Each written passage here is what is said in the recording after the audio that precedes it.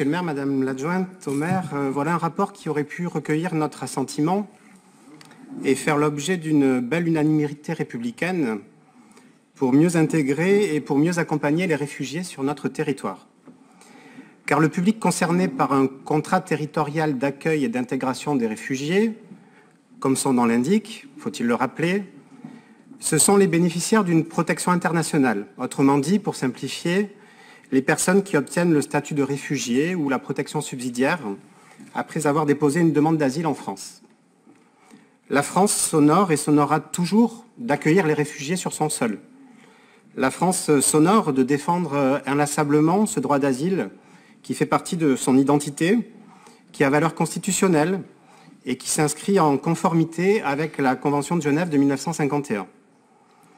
Et si nous sommes au sein de notre groupe une volonté pour Marseille très clairement défavorable à une immigration incontrôlée et a fortiori à l'immigration clandestine, nous sommes évidemment très attachés au droit d'asile. Et nous sommes donc très attachés aussi au contrat d'intégration républicaine qui en découle, au devoir qui équilibre ces droits, à ce contrat par lequel les réfugiés s'engagent à respecter les principes et les valeurs de la société française et de la République, et à suivre avec sérieux et assiduité les formations prescrites, notamment pour maîtriser la langue ou pour accéder à un emploi.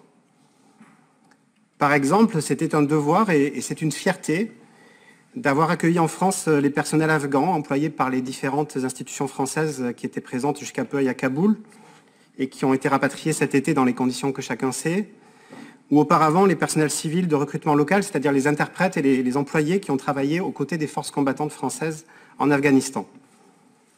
Nous aurions donc pu voter ce rapport et approuver ce contrat territorial, ensemble. Oui, mais voilà, chassez le naturel et il revient au galop. Votre idéologie pro-migrant a repris le dessus. Le 8 février dernier, lorsque votre majorité avait fait approuver par le conseil municipal le principe de cette contractualisation avec l'État, cela faisait suite à des déclarations publiques irresponsables du maire ou de la maire, je ne sais plus très bien qui était maire à l'époque, et dans une farandole de rapports qui visait à dire « Nous soutenons les migrants, vous êtes les bienvenus à Marseille ».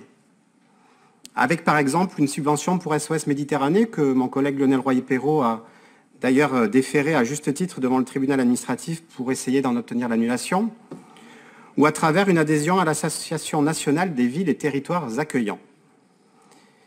Face à ce plaidoyer pro-immigration assumé, nous avions voté en bloc contre tous les rapports que vous nous aviez présentés ce jour-là pour marquer très clairement notre désapprobation. Nous n'avons pas changé d'avis, je vous rassure. Mais maintenant que les élections sont passées, maintenant que vous êtes décidé à suivre les conseils de votre nouvel ami quadragénaire Emmanuel Macron, nous aurions pu penser que vous rechercheriez l'apaisement ou à tout le moins le consensus. Eh bien non, c'est plus fort que vous. Même sur des sujets qui pourraient être consensuels, l'accueil des réfugiés, il faut que vous mettiez votre grain d'idéologie. Et pire encore, vous le faites en catimini.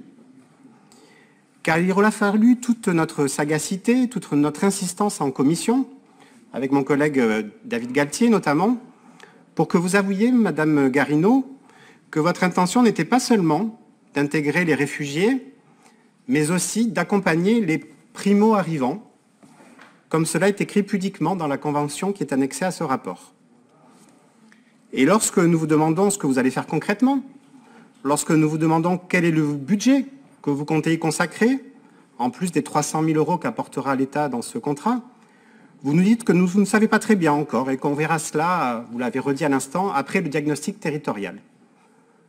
Donc on ne sait pas pour qui on va financer, on ne sait pas combien on va financer, on nous demande simplement de voter et d'approuver ce contrat. Alors, je vous en supplie par avance, monsieur le maire, je vous en supplie par avance, madame l'adjointe au maire, ne partez pas dans des envolées lyriques et ne nous donnez pas des leçons d'humanité. Nous venons de prouver, à travers le vote sur l'incendie des Flamands, que nous n'avions pas de leçons d'humanité à recevoir. Alors nous ne voulons pas polémiquer, mais nous ne voulons pas non plus vous faire un chèque en blanc. Surtout sur des domaines où nous savons que vous pouvez rapidement dériver et prendre des décisions qui ne correspondent ni aux attentes, ni à l'intérêt de la grande majorité des Marseillais. Nous ne voulons pas polémiquer, mais nous voulons montrer notre différence.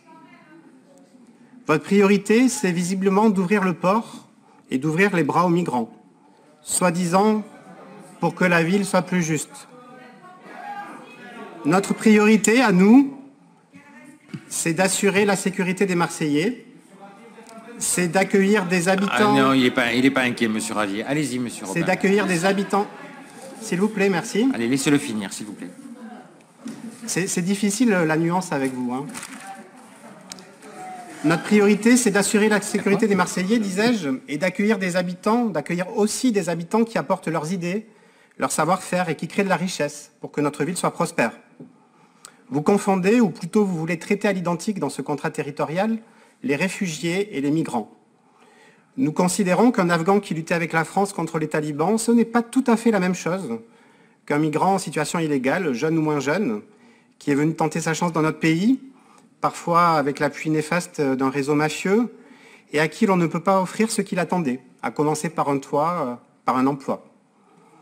Nous considérons qu'une personne qui était persécutée dans son pays pour ses idées et que la France accueille, ce n'est pas tout à fait la même chose qu'une personne qui s'est vue notifier une obligation de quitter le territoire et qui vit dans un squat. Alors, parce que nous ne partageons pas vos idées, et parce que ce que vous nous proposez est encore très très imprécis, tant sur les publics concernés que sur les actions qui seront conduites, nous voterons contre ce rapport. Merci.